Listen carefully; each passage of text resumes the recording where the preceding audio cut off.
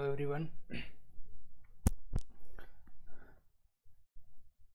Process costing one ની second method prepare process account method ની અંદર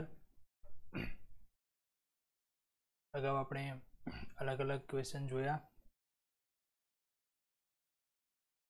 આજે પણ આપણે એવા જ બીજા બે ક્વેશ્ચન જોઈશું. ક્વેશ્ચન નંબર 12 અને ક્વેશ્ચન નંબર 26 છે. આ મેથડની અંદર જેટલા પણ અલગ અલગ ટાઈપ્સના ક્વેશ્ચન છે, અલગ અલગ રીત માટે અલગ અલગ ઇન્ફોર્મેશન આપી હોય તો એની આપણે કઈ રીતે કેલ્ક્યુલેશન કરવી એ આપણે અગાઉના લેક્ચર્સમાં જોયા છે.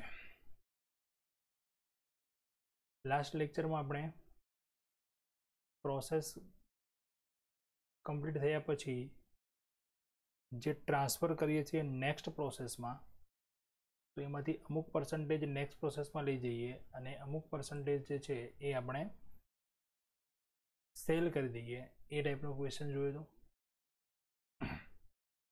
આજે આપણે એ જ ટાઈપનો ક્વેશ્ચન જોઈએ, પણ અહીંયા આપણે સેલ કરવાની ઇન્ફોર્મેશન હોતી નથી.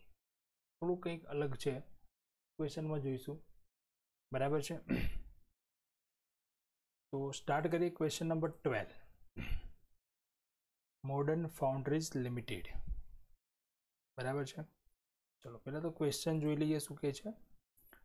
Modern Foundries Limited have 3 workshop and 1 warehouse.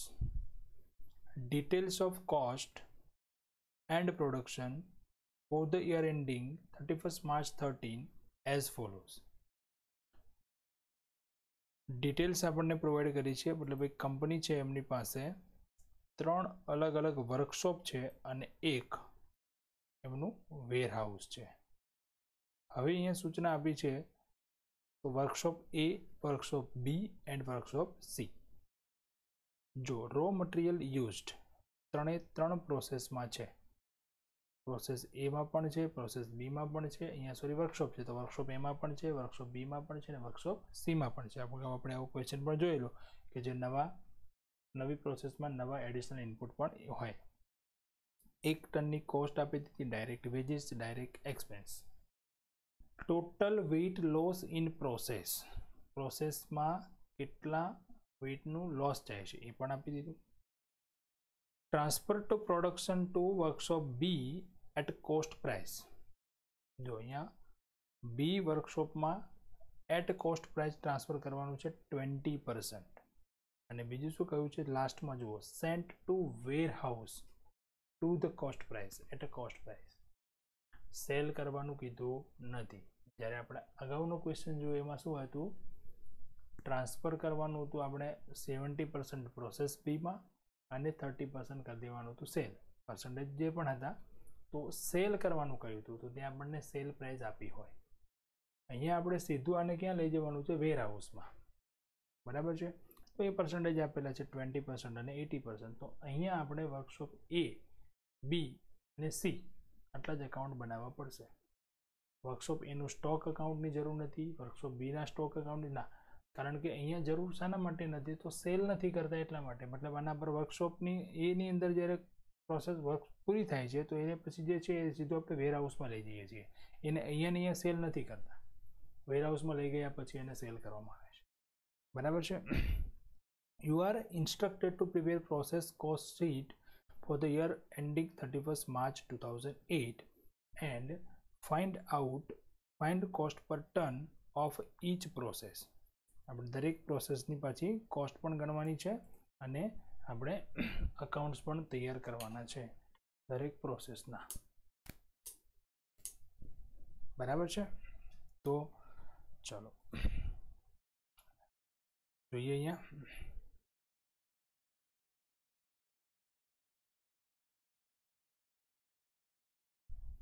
પેલું તૈયાર કરીશું વર્કશોપ એ એકાઉન્ટ. બીજી બાબત અહીંયા જુઓ, normal wastage, input unit, output કશું જ આપેલું નથી. અહીંયા ઇનપુટ છે, આઉટપુટ નથી. ખાલી આપણને વેઇટ લોસ કીધું છે, બરાબર, બીજી કોઈ સૂચના આપી નથી. તો જે ઇન્ફોર્મેશન અહીંયા નથી આપી આપણને, તો એના માટે આપણે એબનોર્મલ વેસ્ટેજ, એબનોર્મલ ગેઇન એવું તો કંઈ ગણી શકાશે નહીં, બરાબર છે. તો ડાયરેક્ટ જ આપણે વર્કશોપ એનું અકાઉન્ટ તૈયાર કરી દઈશું સીધું જ. ચલો એક વખત ઇન્ફોર્મેશન જોઈ લઈએ જે સૂચના આપી તે પ્રમાણે. જો અહીંયા આપણને સૂચના આપી છે એ પ્રમાણે જો આપણે અકાઉન્ટ્સ તૈયાર કરશું તો રો મટીરિયલ યુઝડ કયું છે 250 ટન્સ.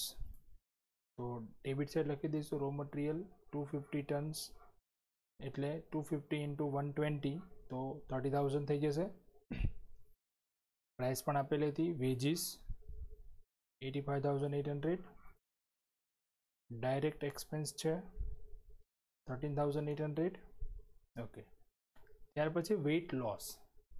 વેઇટ લોસની કોઈ વેલ્યુ હોય નહીં. યસ, નોર્મલ વેસ્ટેજ હોય તો એની પ્રાઇસ વેલ્યુ હોય, સ્ક્રેપ હોય તો એની પ્રાઇસ વેલ્યુ હોય, બાય પ્રોડક્ટ હોય તો એની પ્રાઇસ વેલ્યુ હોય, પણ વેઇટ લોસની કોઈ ક્યારેય રિયલાઇઝ વેલ્યુ હોય નહીં. તો વેઇટ લોસ અહીંયા આપેલું છે આપણને 250ના 4% કરીશું. 250 ટન ઇનપુટ છે, ઇનપુટના 4% છે તો 10 યુનિટ અને અમાઉન્ટ થઈ જશે 0. બસ, બાકી કોઈ વિગત નથી. તો હવે જે આઉટપુટ મળશે એને આપણે બે ભાગમાં ડિવાઈડ કરી દઈશું, 20% અને 80%. તો આઉટપુટ કેટલું થશે તો કે અહીંયા 250 આપણે ઇનપુટ કર્યા હતા અને 10 લોસ છે એટલે 240 આઉટપુટ થશે.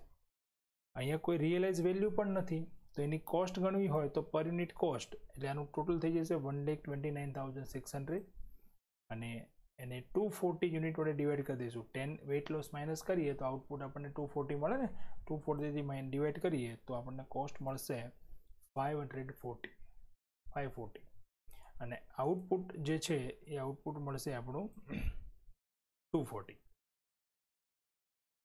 હવે ટ્રાન્સફર કરીશું એને નેક્સ્ટ પ્રોસેસમાં એટલે કે બીમાં 48 યુનિટ ટ્રાન્સફર કરીશું. કઈ રીતે તો કે 240 ના 20% સૂચના હતી ને આપણને, ઇન્ફોર્મેશન હતી કે ટ્રાન્સફર કઈ રીતે કરવાનું છે. જો 20% બીમાં અને 80% વેરહાઉસમાં, તો બાકીના 80% ટ્રાન્સફર કરી દઈશું વેરહાઉસમાં, જે કેટલા થઈ જશે 192. 240 ના 80% એટલે 1,03,680. પ્રોસેસ વર્કશોપ એ અકાઉન્ટ્સ કમ્પ્લીટ.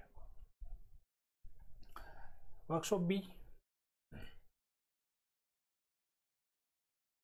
પહેલા તો ટ્રાન્સફર ફ્રોમ વર્કશોપ એ, પહેલા જે વર્કશોપ એ થી આવશે એ લખી દઈશું 45, 25, 9, 20. ત્યાર પછી રો મટીરિયલ જે આપણે અહીંયા એડ કરશું, જે અહીંયા એડ કરવાના છે 152 ટન્સ, 80 રૂપીઝ એની પ્રાઇસ છે, 12,160. બાકીના ખર્ચાઓ છે લખી દઈશું વેજીસ, ડાયરેક્ટ એક્સપેન્સ, વેજ ખર્ચાઓ છે. અને હવે વેઇટ લોસ 5%. કઈ રીતે આવશે 5% તો કે 48 વર્કશોપ એમાંથી આવે છે, 152 આપણે નવું એડ કરીએ છીએ, ટોટલ થઈ જાય છે 200, એના 5% કરીએ તો 10, જેની કોઈ રિયલાઇઝ વેલ્યુ હોય નહીં. તો 200 યુનિટ ઇનપુટ છે આપણા ટોટલ અને એની ટોટલ એક્સપેન્સ થઈ જાય છે 72,200, જેમાં કોઈ રિયલાઇઝ વેલ્યુ આપણને મળતી નથી એટલે કોઈ રકમ માઇનસ થશે નહીં, તો આ જ એની થઈ જશે કોસ્ટ. તો એની એક યુનિટની કોસ્ટ જો ગણીએ તો 72,200 ડિવાઈડ બાય 190, 200 માઇનસ 10, બરાબર. તો એની કોસ્ટ થઈ જશે 380. હવે ટ્રાન્સફર કરી દઈએ પ્રોસેસ સીમાં, વર્કશોપ સીમાં. પર્સન્ટેજ આપેલા હતા 50-50% અહીંયા, બરાબર છે.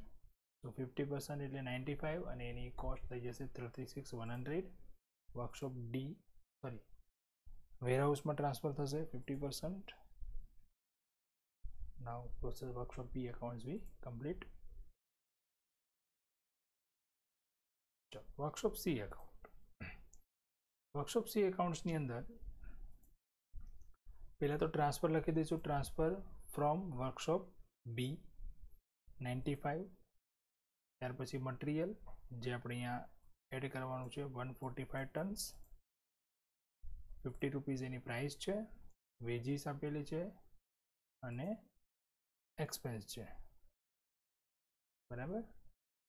વેઇટ લોસ 95 પ્લસ 145 એટલે થઈ જશે 240 અને 2.5% છે અહીંયા, જો 1/2% એટલે 2.5% છે. તો 6 યુનિટ એટલે કે 6 ટન એના વેઇટ લોસ ગણાશે. ટોટલ એક્સપેન્સ જે અહીંયા છે, હવે જે બધું જ આપણે ટ્રાન્સફર કરી દેવાનું છે વેરહાઉસમાં, એટલે જે ડિફરન્સ આવશે એ ટ્રાન્સફર કરી દઈશું વેરહાઉસમાં. તો ટોટલ થઈ જશે 240, 56, 160 અને ડિફરન્સ આવી જશે 234. ટોટલ કોસ્ટ તો એની જ રહેશે, કારણ કે અહીંયા કોઈ નોર્મલ વેસ્ટેજ નથી, કોઈ વેલ્યુ આપણને મળતી નથી, એટલે એ થઈ જશે 0. ઓકે, તો આ ક્વેશ્ચન હતો જેમાં આપણે 3 અકાઉન્ટ્સ તૈયાર કર્યા, વર્કશોપ A, B અને C, જેની વિગત આપણને જે પ્રમાણે હતી કે ટ્રાન્સફર કરવાનું છે કઈ રીતે નેક્સ્ટ પ્રોસેસમાં અને વેરહાઉસમાં. કોસ્ટ ગણી લઈએ આની લાસ્ટ 240.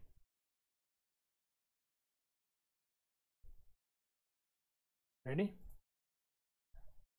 હવે એક બીજો અગત્યનો ક્વેશ્ચન કરીએ. સમ નંબર છે 26, પ્રશાંત ઓઇલ મિલ. રકમ આમાં ધ્યાનથી સમજજો ખાસ.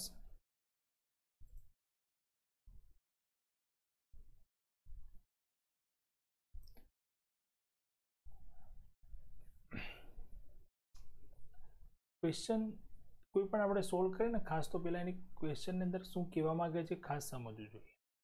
એટલે ધ્યાનથી એક વખત જો આપણે રકમ બરાબર સમજી લઈએ તો ક્વેશ્ચન આપણા માટે ખૂબ જ સરળ બની જાય, બરાબર છે. એટલે ગમે ત્યારે આપણે કોઈ પણ ક્વેશ્ચન જોતા હોય તો ક્વેશ્ચનને બરાબર સમજવાની કોશિશ કરવાની, જેનાથી આપણે એટલું ઝડપથી એનો સોલ્યુશન લાવી શકીએ, બરાબર.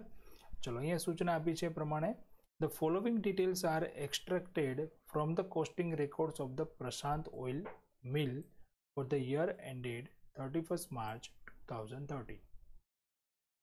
Purchase 600 tons of copra 60,000. જો અહીંયા એક ઓઇલ મિલ છે જેને માટે આપણને 3 પ્રોસેસ આપી છે, દેખાય છે, ક્રશિંગ, રિફાઇનિંગ અને ફિનિશિંગ. સૌથી પહેલા કયું છે, પરચેસ કર્યું 600 ટન્સ ઓફ કોપરા 60,000 રૂપીસમાં. ઓકે, તો એ ક્રશિંગ પ્રોસેસ માટે ઇનપુટ થઈ ગયું ને, પહેલી પ્રોસેસ એના પર જ કરીએ છીએ જે રો મટીરિયલ આપણે લાવ્યા એ. સેકન્ડ એના પછી જો ખર્ચા આપેલા છે, labour, electric power, steam, sundry material, factory expense and cost of cask, મતલબ એ ફિનિશિંગ પ્રોસેસમાં જ છે, એટલે કે પેકિંગ માટેનો કંઈક ખર્ચો છે. હવે crude oil produce, crude oil કેટલું બન્યું 400 tons, refining oil produce 300 tons, after refining oil produce 280 tons. Copra sacks sold rupees 10,000, એટલે કોપરાનો જે ખોળ બન્યો હોય એ ખોળ વેચ્યો છે 10,000માં. 170 tons of copra received sold for rupees 5,000. 75 tons of byproduct obtained from refining process sold at rupees 400. You are required to show the accounts in respect of each of the following stages of manufactures for the purpose of arriving the cost per ton of each process and the total cost per ton of finished oil. Copra crushing process, refining process and finishing process including casking. હવે અહીંયા આપણને જે information વધારાની આપી છે ને એ ખાસ સમજવાની છે. ચલો, સૌથી પહેલા એ ખ્યાલ આવ્યો કે 600 ટન્સ કોપરા આપણે ઇનપુટ કરીએ છીએ ક્રશિંગ પ્રોસેસમાં. તો ક્રશિંગ પ્રોસેસનું આઉટપુટ શું, તો કે ક્રૂડ ઓઇલ. ક્રશિંગ પ્રોસેસમાંથી આપણને જે આઉટપુટ મળશે એ શું મળશે, પહેલું જે આપણે ક્રશ કરીશું એ જે મળશે એ બહુ બધું ભેગું કચરાવાળું આપણને ઓઇલ મળશે, તો એ ક્રૂડ ઓઇલ કહેવાય. ત્યાર પછી એ ક્રૂડ ઓઇલ પર કઈ પ્રોસેસ થશે, રિફાઇનિંગની. એટલે ક્રૂડ ઓઇલ એ રિફાઇનિંગ પ્રોસેસનું શું થઈ જશે, ઇનપુટ, રો મટીરિયલ. અને જે રિફાઇનિંગ ઓઇલ આપેલું છે આપણને નીચે, એ રિફાઇનિંગ પ્રોસેસનું શું થઈ જશે, આઉટપુટ. રિફાઇનિંગ ઓઇલ છે એને પછી ફિનિશિંગ કરવા માટે આપણે ત્રીજી પ્રોસેસ કરશું, રિફિનિશિંગ પ્રોસેસ.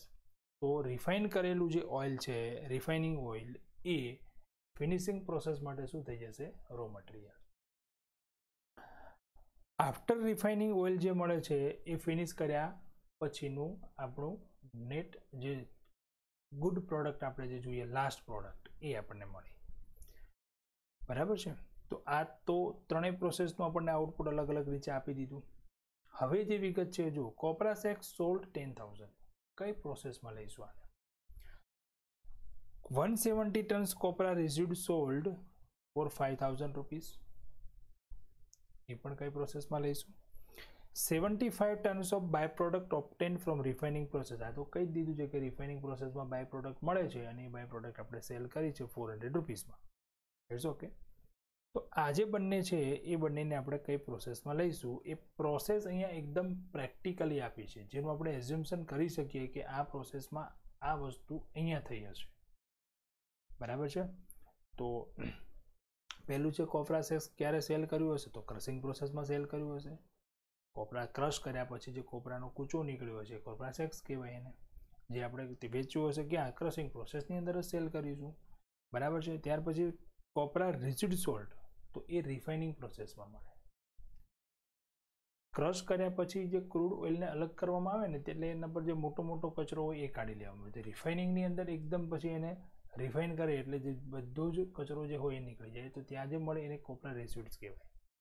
બરાબર છે. તો એ આપણે ત્યાં સેલ કરી હશે, તો એ પણ પ્રોસેસ વાઇઝ મળી ગયું. ઓકે. તો અહીંયા હવે આપણે એબનોર્મલ વેસ્ટેજ, એબનોર્મલ ગેઇન, એની કોઈ કેલ્ક્યુલેશન કોઈ જરૂર નથી, કારણ કે કોઈ ઇન્ફોર્મેશન જ નથી. ક્યાંય તમને આમાં input unit, yes input unit કીધા છે. નોર્મલ વેસ્ટેજ કીધું છે? ના. એકચ્યુઅલ આઉટપુટ એ કીધું છે, પણ ક્યાંય નોર્મલ વેસ્ટેજ નથી કીધું. તો આપણે જાતે કેલ્ક્યુલેશન કરવાની કોઈ એબનોર્મલ વેસ્ટેજની કે એની કોઈ કેલ્ક્યુલેશનની જરૂર નથી. પણ અહીંયા જે ઇન્ફોર્મેશન છે એ પ્રમાણે આપણે વેઇટ લોસની કેલ્ક્યુલેશન કરવું પડશે. કેમ કે જો પેલા 600 ટન ઇનપુટ કરીએ અને આઉટપુટ કેટલું મળે છે? 400. 400 ઇનપુટ કરો તો કેટલું મળે છે? 300. 300 ઇનપુટ કરો તો કેટલું મળે છે? 280 મળે છે. તો જે ડિફરન્સ છે, ડિફરન્સ શું છે? વેઇટ લોસ છે, બાય પ્રોડક્ટ છે, શું છે? તો એના માટે કેલ્ક્યુલેશન જરૂરી છે. બરાબર છે. ચલો સ્ટાર્ટ કરીએ. આપણે ફર્સ્ટ પ્રોસેસ છે ક્રશિંગ પ્રોસેસ. ઇનપુટ છે 600 ટન. નોર્મલ વેસ્ટેજ માઇનસ કર્યું મેં અહીંયા 170 કોપરા રિસીવ્ડ, જે આપણને અલગથી સૂચના આપી હતી. બરાબર છે. ત્યાર પછી 430 મળવા જોઈએ આપણને નોર્મલ આઉટપુટ, પણ મળે છે કેટલા? આપણને 400 મળે છે ક્રૂડ ઓઇલ. તો 30 એ ગણાશે વેઇટ લોસ. અને normal wastage, sorry, abnormal wastage કે એબનોર્મલ ગેઇન ના કહી શકીએ, કારણ કે આટલું તો વેસ્ટેજ જશે જ, પણ આપણે અંદાજ નહોતો એટલે આપણે જે ડિફરન્સ આવશે ડિફરન્સને ગણી દઈશું વેઇટ લોસ. ચલો અકાઉન્ટ્સ તૈયાર કરીએ. તો ક્રશિંગ પ્રોસેસમાં જે ખર્ચાઓ છે, પહેલાં તો જે 600 ટન્સ આપણે ઇનપુટ કર્યા એની કોસ્ટ આપેલી જ હતી 60,000.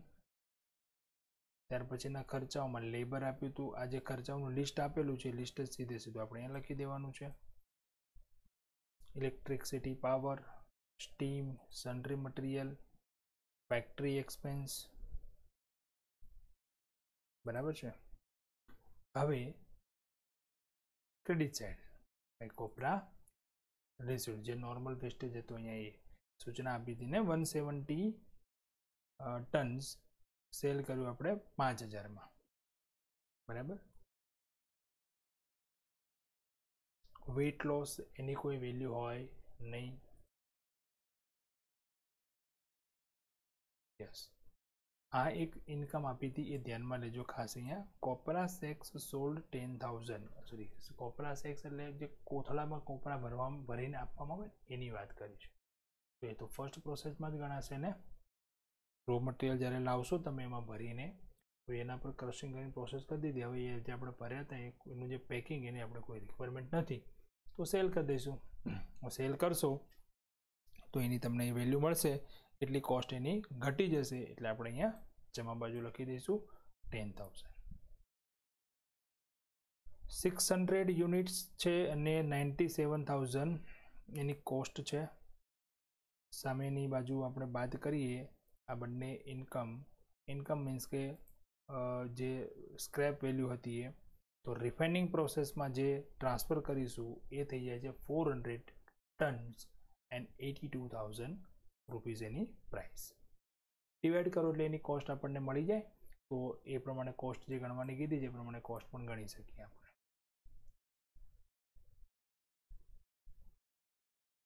ચલો refining process.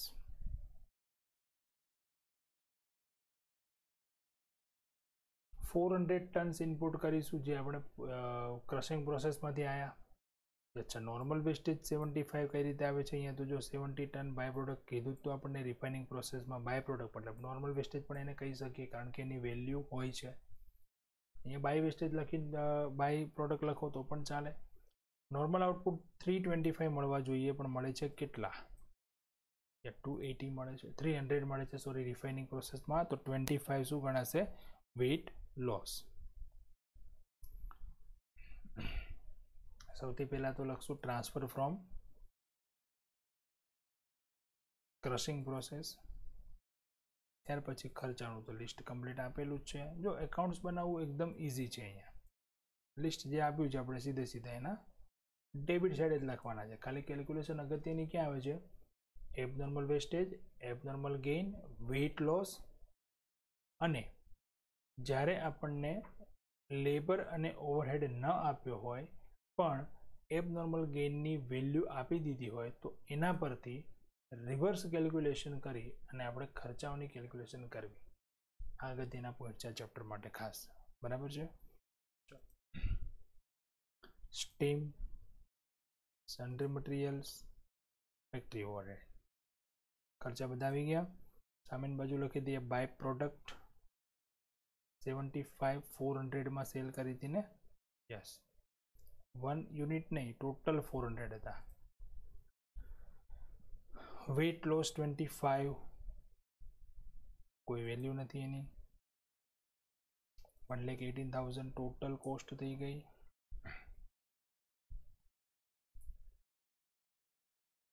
Finishing process 300 and 1,07,600 ની કોસ્ટ જે ટ્રાન્સફર કરી દઈશું ટુ ફિનિશિંગ પ્રોસેસ. કોસ્ટ ગણવી હોય તો 1,07,600 ડિવાઇડ બાય 300 કરી દો એટલે પર યુનિટ કોસ્ટ મળી જાય અથવા પર ટન કોસ્ટ મળી જાય. Okay, done. Now last process finishing. Yes, finishing પ્રોસેસમાં આપણે ઇનપુટ કેટલા કરીશું? તો 300 જે રિફાઇનિંગ પ્રોસેસમાંથી આવ્યા છે.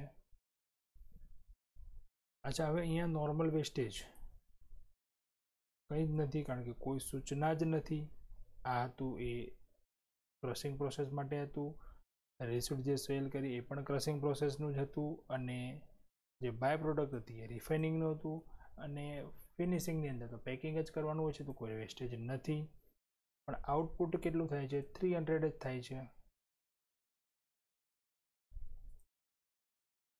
સોરી, 280 થાય છે. નોર્મલ આઉટપુટ 300 થાય તો 20 છે એ શું થઈ જશે? ત્યાં વેઇટ લોસ.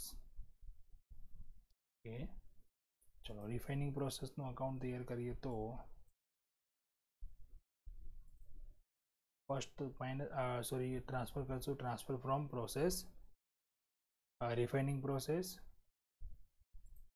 ત્યાર પછી ખર્ચાઓ labour, electricity power, steam, sundry material, factory expense, cost of task નહીં, સોરી અહીંયા લખવાની મિસ્ટેક છે, કેસ્ક આવશે. શું છે? કેસ્ક. તો લાસ્ટ આપણને એક ઇન્ફોર્મેશન આપી હતી ને, કોસ્ટ ઓફ કેસ્ક. એ રિફાઇનિંગ ફિનિશિંગ પ્રોસેસ કર્યા પછી એનું જે ખર્ચ થતો હોય કોસ્ટ ઓફ કેસ્ક મતલબ એને પેકિંગ કરવા માટેનો ખર્ચ, તો પેકિંગ તો લાસ્ટમાં જ થશે. વેઇટ લોસ 20 ટન માઇનસ કરી દઈશું. ટોટલ કોસ્ટ 14300 આવી જાય છે. અને હવે ટ્રાન્સફર કરી દઈશું એને finish goods account 280 and cost 1,43,100. બરાબર છે ફ્રેન્ડ્સ? સો અહીંયા પણ આપણે આજે બે અગત્યના ક્વેશ્ચન જોયા. ક્વેશ્ચનની અંદર તો જે ડિફરન્સ પાર્ટ આવે છે, જે ડિફરન્ટ ઇન્ફોર્મેશન આવે છે એના પર ખાસ ફોકસ કરવાનું છે, બરાબર છે. અહીંયા આપણે ફર્સ્ટ જે જોયું એના અંદર ટ્રાન્સફર કઈ રીતે કરવાનું હતું એ બાબત અગત્યની હતી, અને આ જે બીજો ક્વેશ્ચન જોયું એમાં તમને એકદમ પ્રેક્ટિકલ ક્વેશ્ચન હતો, એટલે કે જે કોઈ યુનિટની જ આપણને જાણો કે માહિતી આપી હોય કે ભાઈ આપણો ઓઇલ મિલ છે તો એના અંદર આ પ્રકારની પ્રોસેસ થાય છે અને આટલી વિગત છે, તો એનું પ્રોસેસ અકાઉન્ટ કઈ રીતે તૈયાર કરશું, બરાબર છે. મતલબ અહીંયા આપણે એઝમ્પશન એવી કરવી પડે કે આ વસ્તુ છે તો એ આ પ્રોસેસમાં જ ગણાશે, આ વસ્તુ છે આ પ્રોસેસમાં ગણાશે વગેરે, કારણ કે કોઈ ક્યાંય પ્રોસેસનું નામ કે એવી કોઈ આપણને વિગત ક્યાંય સૂચના આપેલી હતી નહીં, બરાબર છે. તો આ આપણી મેથડનો અગત્યના ક્વેશ્ચન હતા બે. હજુ આપણે આ મેથડના એક બે ક્વેશ્ચન લેવાના છે, એટલે નેક્સ્ટ લેક્ચરમાં આપણે લગભગ આ ચેપ્ટર કમ્પ્લીટ કરીશું આ જ મેથડના 2 થી 3 ક્વેશ્ચન લઈ, બરાબર છે. ત્યાં સુધી આના જેવા જ બીજા ક્વેશ્ચન બુકમાં હોય છે એની પ્રેક્ટિસ કરો, હોમવર્કમાં અગાઉ આપેલા છે. આજે તમારે આ લેક્ચરની અંદર જે આપણે ક્વેશ્ચન નંબર 12 કર્યો, બરાબર, સોરી ક્વેશ્ચન નંબર 26 કર્યો લાસ્ટમાં. Okay done. હા, લાસ્ટમાં હું તમને આના ક્વેશ્ચન અમુક આપીશ હોમવર્કમાં, એ તમારે પછી લાસ્ટ કરવાના છે, બરાબર છે. અત્યારે શું છે કે બધા ક્વેશ્ચનની અંદર અલગ અલગ પોઈન્ટ્સ હોય છે, તો ક્વેરીઝ હોઈ શકે એવું આવી શકે, એટલા માટે ખાસ આપણે હોમવર્ક અત્યારે નથી આપતા, પણ પછી લાસ્ટમાં જ્યારે બધા ક્વેશ્ચન એક સાથે જોઈશું ત્યારે તમને પ્રોવાઈડ કરીશું અહીંયા.